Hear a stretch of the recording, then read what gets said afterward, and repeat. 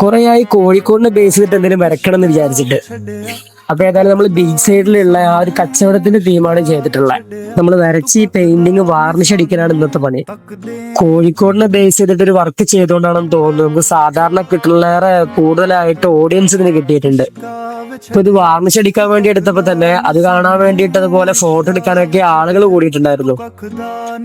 എല്ലാരും പറയുന്നത് എന്താ വെച്ചാല് നമ്മൾ കോഴിക്കോട്ടുകാരെ സംബന്ധിച്ച് ഒട്ടുമിക്ക എല്ലാവരും കണ്ടിട്ടുള്ള ഒരു സംഭവമാണിത്. അപ്പൊ അതിങ്ങനെ ചിത്രത്തിൽ വരുമ്പോ നല്ല ഭംഗിയുണ്ട്, അങ്ങനത്തെ ഓരോ കാര്യങ്ങള് ഒരുപാട് ആളുകൾ ഇങ്ങനെ സൂചിപ്പിച്ചിട്ടുണ്ടായിരുന്നു. ഈ വാർണിഷ് അടിക്കുന്നതുകൊണ്ട് നമ്മളെ പെയിന്റിങ്ങിന് കുറച്ച് ഉപകാരങ്ങളൊക്കെ ഉണ്ടാവും. പെയിന്റിങ്ങിന്റെ ഗ്ലേസിങ് കുറച്ച് കൂടുതലായിട്ടുള്ളത് പോലെ തോന്നും. പിന്നെ അതുപോലെ നമുക്ക് ലാസ്റ്റിങ് കുറച്ച് കൂടുതൽ കിട്ടും. അങ്ങനത്തെ കുറച്ച് ഉപകാരങ്ങൾ ഉണ്ടാവും.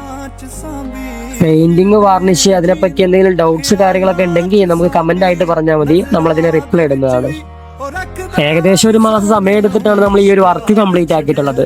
അപ്പൊ ഇതുപോലത്തെ ഡ്രോയിങ് റിലേറ്റഡ് ആയിട്ടുള്ള വീഡിയോസിന് വേണ്ടിയിട്ട് നമ്മളെ ഒന്ന് ഫോളോ കൂടെ ചെയ്തോളൂ.